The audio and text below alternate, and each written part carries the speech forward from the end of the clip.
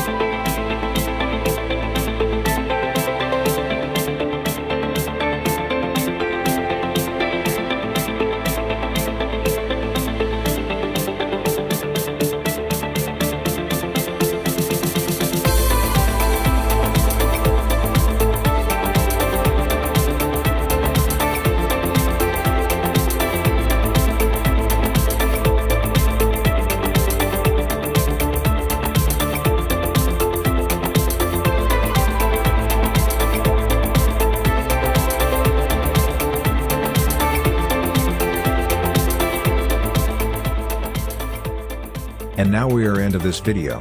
If you like this video, please support me with your comment and like. Please share this video and click to subscribe. Stay tuned. Thank you guys for watching and see you in the next video.